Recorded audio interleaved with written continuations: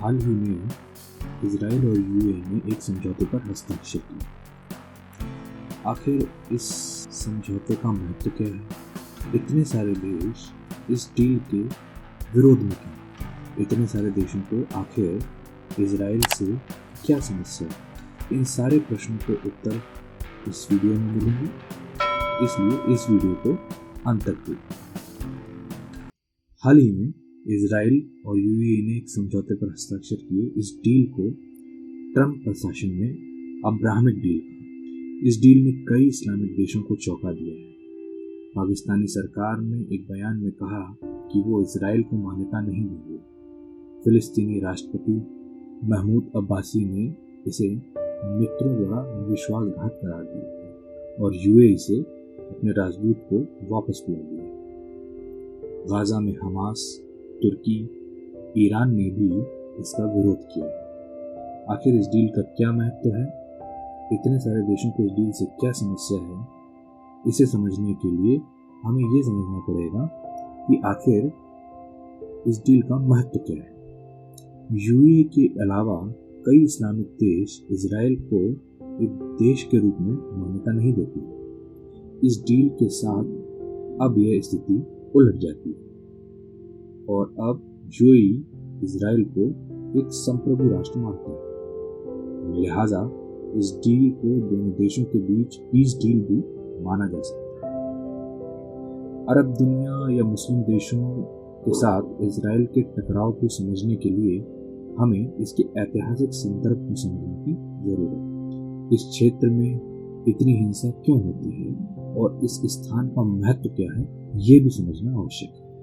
इन प्रश्नों का उत्तर खोजने के लिए हमें यरूशलेम के महत्व को समझना आवश्यक है।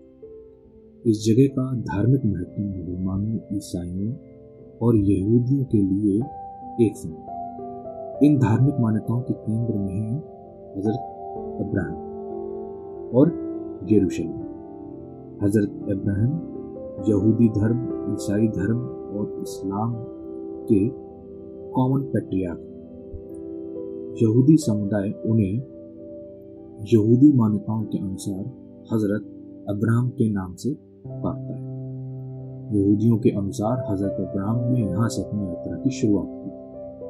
मुसलमान उन्हें हजरत इब्राहिम के नाम से संबोधित करते हैं और उन्हें एक पैगंबर यानी कि मैसेंजर ऑफ गॉड माना जाता है। मुसलमानों के अनुसार अल अक्सा मस्जिद यरूशलेम में स्थित है और हजरत मोहम्मद ने इस्लाम को इस मस्जिद से ही शुरू किया। ईसाई उनका उल्लेख इब्राहिम के नाम से करते हैं और यरूशलेम उनकी कर्म भूमि है, क्योंकि ईसा मसीह को यहाँ पर ही सूली पर चढ़ाया गया था, यहीं पर उन्हें क्रूसीफाई किया गया। अपने अलग तरीकों से तीनों धर्म हजरत अब्राहम और इस जगह से संबंधित है। ये भिन्न दृष्टिकोण और मान्यताएं इन समुदायों के बीच संघर्ष का भी कारण है। लगभग 6वीं शताब्दी तक वह स्थान जहां इजराइल है रोम के कब्जे में था। इसके बाद यह स्थान इस्लामिक शासन के अधीन था। सन 1900 के शुरुआती वर्षों तक फिलिस्तीन ऑटोमन साम्राज्य का हिस्सा था। ईसाई, मुस्लिम और यहूदी धर्म के लोग यहाँ रहते थे।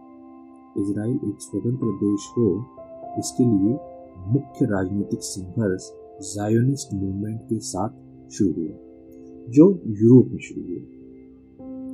इस आंदोलन की मूल परिकल्पना के अनुसार फिलिस्तीन में एक अलग यहूदी राज्य स्थापित करने की मांग की गई थी। यह समझना महत्वपूर्ण है कि यह पहला राजनीतिक आंदोलन था। हालांकि ज़ायोनिस्ट मूवमेंट इससे पहले भी चलन में थी, जिसके परिणाम स्वरूप ऑटोमन एम्पायर के समय में 1881 से 1903 तक इस आंदोलन में यहूदियों ने बहुत बड़ी मात्रा में पैलेस्टीन में जमीन खरीदी थी। उन्होंने हिब्रू भाषा के पुनरुद्धार पर भी जोर दिया। प्रथम विश्व युद्ध के बाद ऑटोमन साम्राज्य का अंत हो गया। इस युद्ध में ऑटोमन साम्राज्य ने जर्मन ब्लॉक के साथ भाग लिया। 1918 में युद्ध समाप्त हुआ। ऑटोमन साम्राज्य और उसके ब्लॉक को हार का सामना करना पड़ा। युद्ध के विजेता ब्रिटेन, फ्रांस, ग्रीस और रूस ने ऑटोमन एम्पायर के हिस्सों को आपस में बांट दिया। फिलिस्तीन ब्रिटिश शासन के अधीन था। इस समय तक ब्रिटेन पहले से ही फिलिस्तीन में यहूदी मातृभूमि का समर्थक था। यह बेल्फोर डिक्लेरेशन से भी सिद्ध होता है। इसके बाद इस क्षेत्र में आने और बसने वाले यहूदियों की संख्या बढ़ने लगी, जिसके कारण अरबों और यहूदियों के बीच असहजता और तनाव बढ़ा। दोनों पक्षों के बीच हिंसा भी हुई। दोनों पक्षों के बीच बढ़ती हिंसा के कारण ब्रिटेन ने यह फैसला किया कि इस मुद्दे को हल करने के लिए संयुक्त राष्ट्र के समक्ष रखा जाना चाहिए। संयुक्त राष्ट्र ने फिलिस्तीन को 2 भागों में विभाजित करने की योजना को मंजूरी दी। इन 2 भागों के अनुसार Israel for Jews, Palestine for Arabs को मंजूरी दी।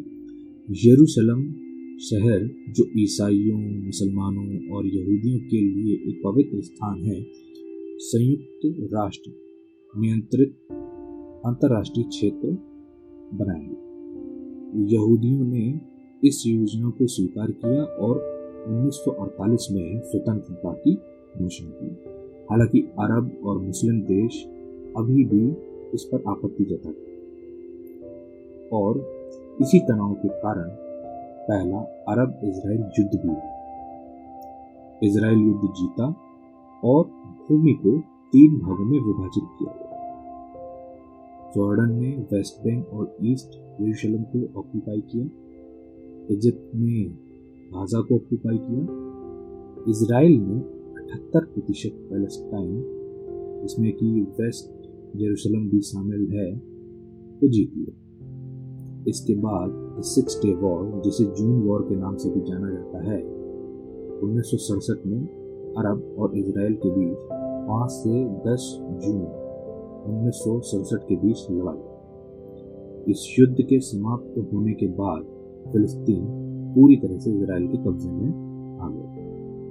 इसके बाद इजराइल ने गाजा और वेस्ट बैंक में बसना शुरू कर दिया, जिसके कारण इजराइल और फिलिस्तीनी संघर्ष फिर से हुआ और PLO, फिलिस्तीन मुक्ति संगठन का गठन हुआ। इसका मुख्य लक्ष्य फिलिस्तीन को इजराइल से आजाद कराना। दोनों पक्षों के बीच वर्षों के संघर्ष के बाद PLO ने इजराइल और पैलेस्टीन के बीच भूमि को विभाजित करने की पेशकश स्वीकार की। हालांकि इससे चीजें नहीं सुलझी और सालों तक फिर से लड़ने के बाद हमास का निर्माण हुआ। हमास एक राजनीतिक संगठन है जो कि वेस्ट बैंक और गाजा में इजराइल के कब्जे के खिलाफ लड़ने के लिए आंदोलन कर रहा है। वर्ष 2005 में इजराइल ने गाजा को छोड़ दिया, लेकिन अब भी वेस्ट बैंक में उसकी सेटलमेंट्स हैं। वर्तमान में हमास और PLA स्प्लिट हो गए हैं। अभी PLA के पास वेस्ट बैंक में कुछ सेटलमेंट्स हैं और गाजा में हमास का नेतृत्व।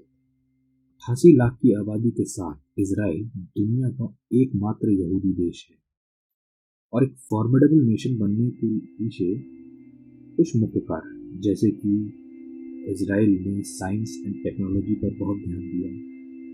उनकी इंटेलिजेंस विंग मोसाद विश्व प्रसिद्ध है। उनकी आर्म फोर्सेस बहुत स्ट्रांग है। उनकी पॉपुलेशन 88 लाख है, जिसमें कि 30 लाख आर्म फोर्सेस और इन 30 लाख में 50% औरतें हैं। उनके पास न्यूक्लियर वेपन्स भी हैं और इन सब कारणों से इजराइल एक डेवलप्ड नेशन है और बहुत ही मजबूत है। तो ये कहानी इजराइल के बारे में थी। अगली कहानी के लिए अगली वीडियो का इंतजार करें। धन्यवाद।